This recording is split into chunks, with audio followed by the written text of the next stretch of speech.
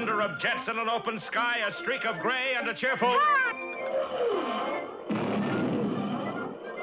A loop, a whirl, and a vertical climb, and once again you'll know it's time for the adventures of Rocky and Bullwinkle and friends.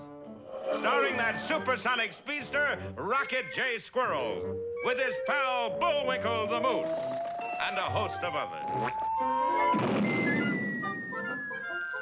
Hurry, Bullwinkle! The show's about to start! I'm coming as fast as I can. Wave to the people! Yay! Now what are you doing? Signing autographs. Let's see. John Smith. But your name is Bullwinkle. I know, but that's hard to spell.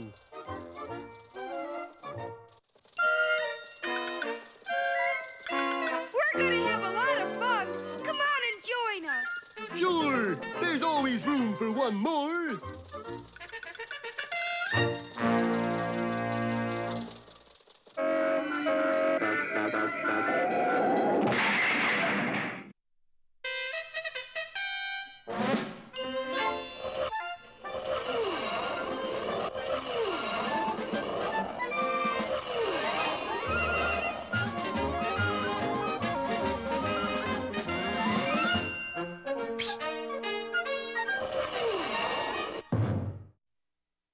Our story opens today in the typical American community of Frostbite Falls, Minnesota.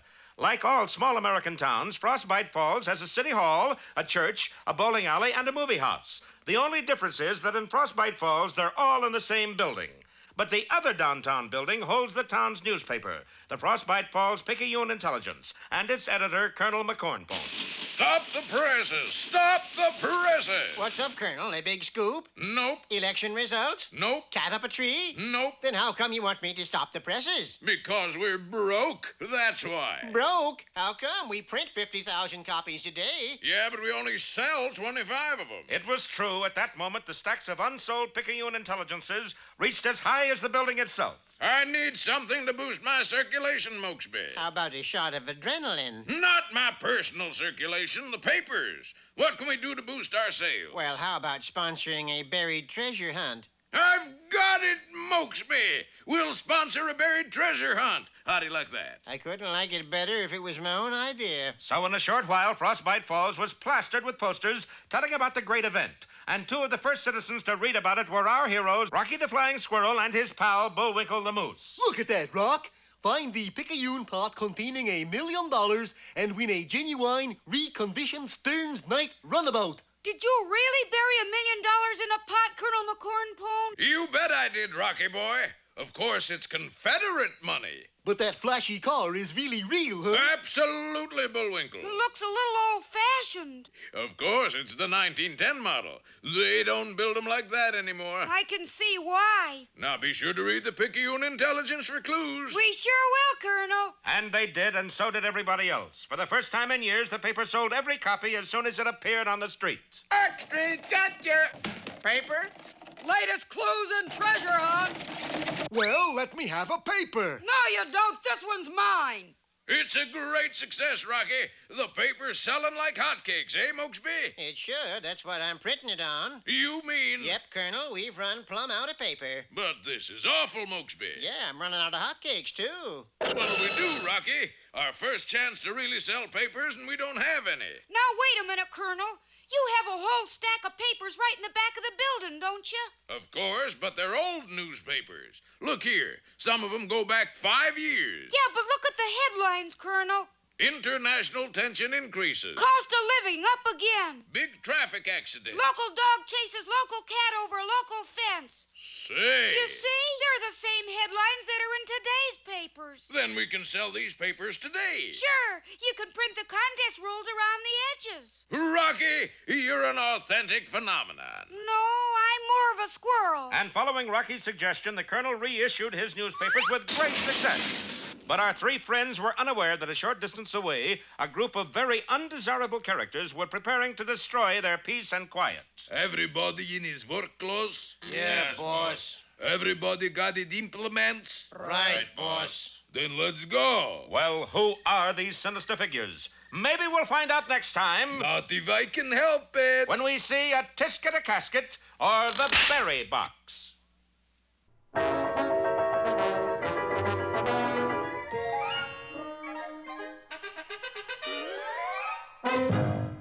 And now it's time for... Time for the dancing fool, Bullwinkle. Again? And now for one of our special fairy tales. Yeah.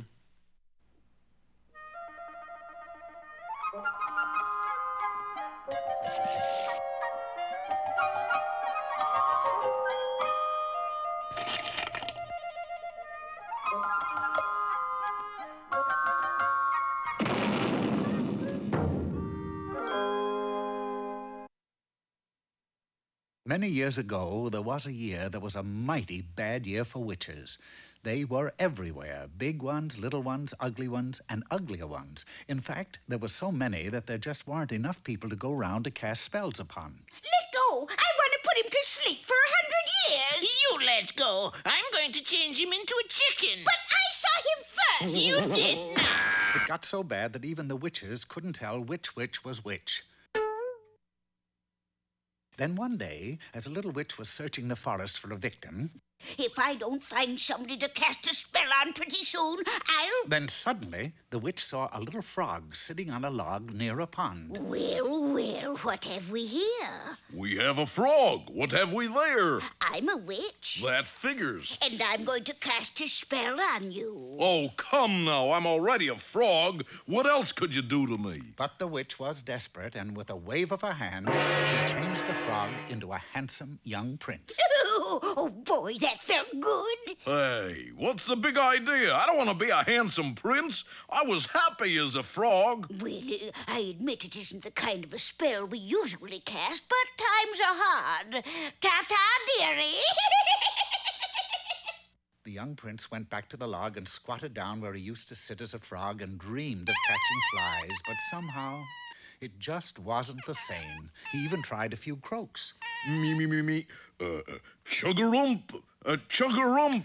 But it was no use. He knew that if he was ever to be happy again, he must find the witch and make her change him back into a frog. Well, it's like they say. You can take the frog out of the pond, but you can't take the pond out of the frog. So the young man set off in search of the witch, and after several hours of stumbling through the woods, he stumbled into a castle.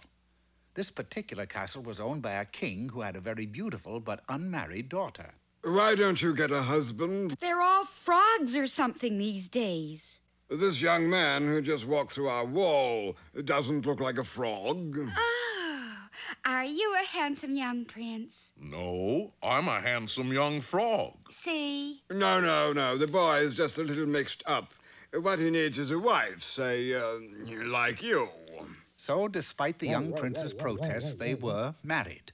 They were very happy and had everything except a home. But, dearest, do all brides have to live in a pond? They do if their husband is a frog. And where are those flies I asked you to catch me? But if I don't get a real house of my own pretty soon, I'll just die. The young frog prince finally gave in and built her a beautiful cottage. Then one day, when he was in the yard casing a June bug, a witch came by. Oh, goody. A handsome young prince. Probably the last one left in the kingdom, and he's all mine. I'll change him into a Frog? good idea. A frog it will be. That night, at the dinner table, You know, honey, you've insisted that you're a frog for so long that you're even beginning to look like one. But I keep telling you I am a frog, and if we don't move back to the pond, I'll just die. just then, the little witch who had originally cast a spell upon him came by and was amazed to see that he'd returned to a frog. Mighty strange. Usually when I prince 'em, they stay princed. Well, I'll try again. Only this time, he was changed into a chicken. Well, that did it. And deciding that it was time to call a halt to such nonsense, he angrily stormed into the witches' union where he confronted the head witch. Now, look, first I was a frog, then a prince, and now I'm a chicken. I've had enough King's X. Okay, I'll change you back to whatever you say. What would you like to be? Be a prince, honey. Yeah, a prince. So be it. Nice prince. Not that kind of a prince. Oh, sorry. But try as she would, the old witch couldn't change him into a prince, so she finally returned him to a frog. Phew. I'm sorry, dearie, but you've been bewitched so much that I just can't make a prince out of you. The poor frog was confused and very sad. He turned to his wife and said, Will you still love me even though I'm just a frog? Well... Chug-a-rumph. Yes. And with that, they both hopped back to the pond, where they sat on a mossy rock and exclaimed, If we have to stay frogs for the rest of our lives, we'll just die. Of course, they didn't die, but you can rest assured that they croaked every night.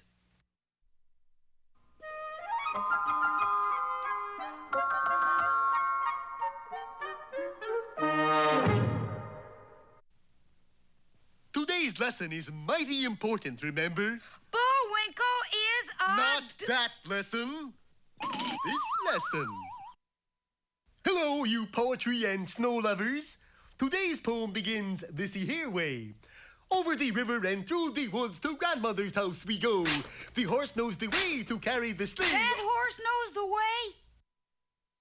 To grandma's, please, and don't spare the horse. See what I mean? Over the river and through the wood. Oh, how these... Oh! You sure he knows the way? Of course, Rock. Looky there. Over the river and through the woods. Now grandmother's cap I spy. Hurrah for the fun! Is the pudding done? Hurrah for the pumpkin pie! Hey, you don't look like no grandma to me. You're no Red Riding Hood yourself, Jack. Bullwinkle, are you sure this is the right house? Oh, it's the right house. It's just the wrong story. Well, how is that possible? Easy. It's a 2-story house. And now... Hey, Rocky, watch me pull a rabbit out of my hat. But... See? Nothing up my sleeve. Presto! Wrong hat. And now it's time to meet Mr. Peabody.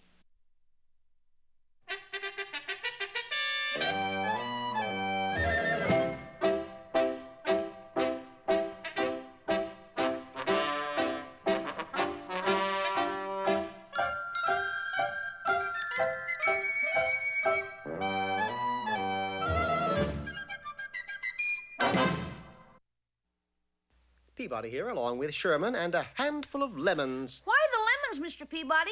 Because we're going to England, and I prefer lemon in my tea. The year will be 1880, and the place, that bulwark of British justice, Scotland Yard. And you and I, Sherman, will help them solve their most baffling case. The Wayback Machine whisked us, lemons and all, directly to London, and there, almost completely enshrouded with fog, stood Scotland Yard. We went to the Chief Inspector's office and heard the bad news.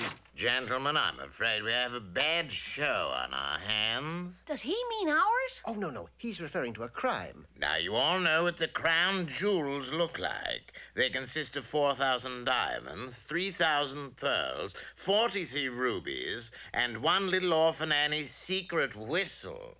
I beg your pardon, sir, but are we to understand the crown jewels have been stolen? They have, sir, and we'll need all the assistance we can get in recovering them. Where were they stolen from? The Tower of London. Then may I suggest you start by searching it for clues? Impossible. Why? The thief took the tower, too. We went out into the fog and checked, and sure enough, the tower was gone. Clever chap, this thief, eh? Do you think it was an inside job? I should think so. Too foggy outside. The Chief Inspector dispatched his men to all parts of the city with instructions to bring in every known fence. You see, the thief will have to sell the jewels to a fence. Unfortunately, the only fences his men brought in were of the white picket variety. Good work, chaps. We'll grill them in the morning. Should look nice, white picket fence with a grill, eh? Inspector, if you don't mind, Sherman and I will do some investigating on our own. Capital. I'll go with you. I had a hunch that anyone who stole the crown jewels would attempt to smuggle them out of the country. That was the reason why I insisted upon searching the banks of the Thames River. There's a boat now. Sherman's youthful eyes had spotted a small motor launch speeding along the far side of the river. Can't we stop them, Mr. Peabody? With Sherman and the inspector hot on my heels, I ran along the bank, turned right at London Bridge, ran directly to the center of that glorious structure, and prepared to leap from the rail. Wait, don't do it, old fellow. It isn't that bad. I'm going to jump into the boat, Inspector. Oh, I thought you were going to.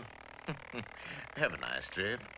Unfortunately, the person steering the launch saw me standing on the rail and turned at a 90-degree angle, but he didn't know I was a master parachutist, and even though I had no parachute, I did have wind. I said the word Geronimo and simply stepped off into the ozone. Utilizing my ears as flaps, I was able to guide my flight and landed not only on the boat, but on the skipper as well. It took but a moment to steer the launch into shore. Good work, Mr. Peabody. Magnificent. Thank you. I only wish that results had been more favorable. You see, this gentleman didn't steal the crown jewels. He was merely attempting to sneak out of England to get away from his mother-in-law. Just 1 second. I recognize you, sir, and I say you're a desperate criminal. We shall take him to the yard. But, Inspector... It was no use. His mind was made up. The rest of the evening was spent in questioning the poor skipper. Don't try to fool me, you bounder. I know you. Of course you know him, Inspector. He's your brother. That's right. He's my... brother? Brother. Well, I knew him somewhere. I made the proper apologies while Sherman made tea. As for the inspector, he was making everything but progress. We shall search Westminster Abbey and even the House of Parliament. But we must find those crown jewels and the Tower of London. Inspector, if you'll just wait until the sun rises, I'm sure I can clear this case up. You can, Mr. Peabody? Cream in your tea? Lemon, Sherman, remember we brought our own? Yes, at precisely 7:15, I can vouch for the recovery of not only the jewels, but the tower itself.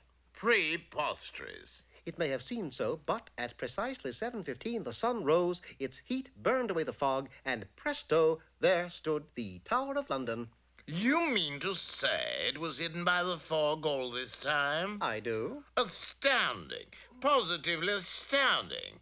Excuse me, won't you? I must grill those fences. By the way, Mr. Peabody, that English policeman over there, why does he wear such a high hat? Watch and you'll see. There. It's because he has so much hair. The hat keeps it out of his eyes. The hat and a strategically placed hairpin. English policemen wear hairpins? Bobby pin, Sherman. That's why they call them, bobbies.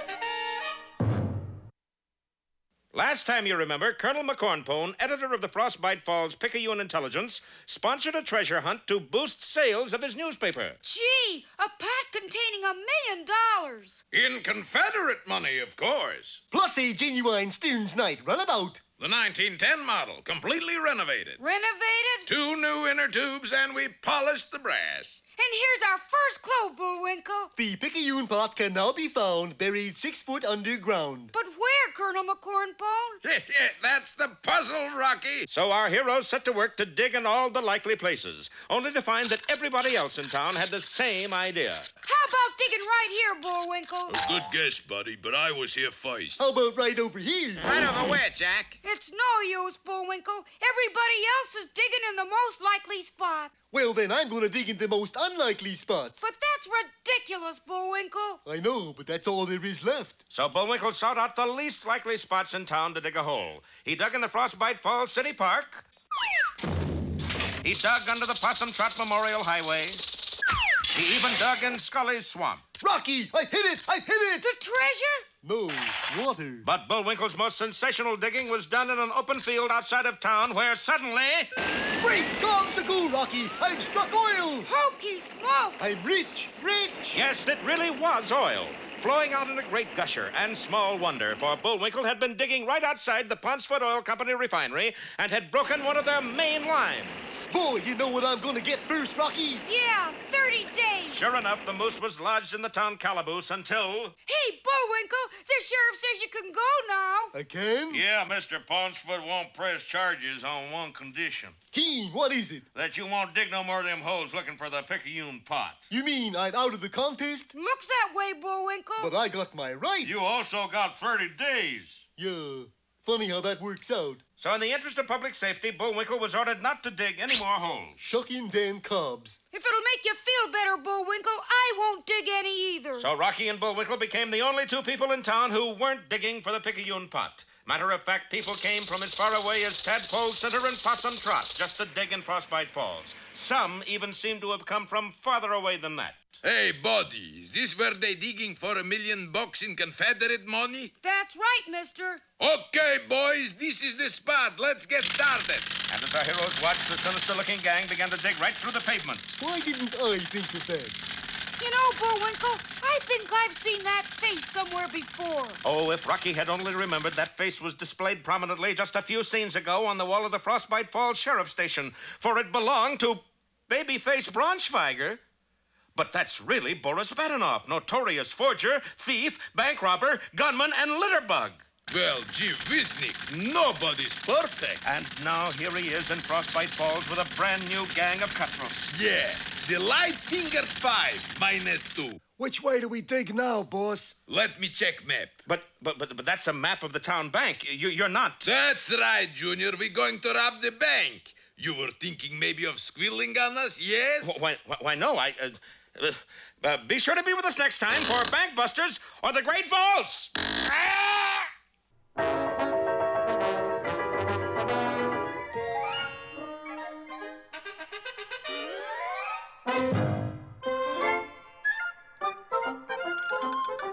Well, it looks as if our time has just about run out.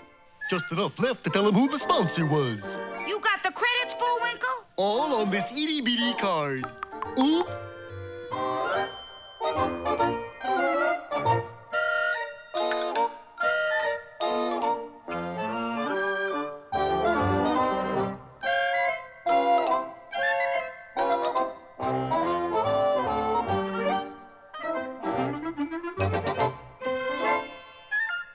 We're late again, Bullwinkle. Right.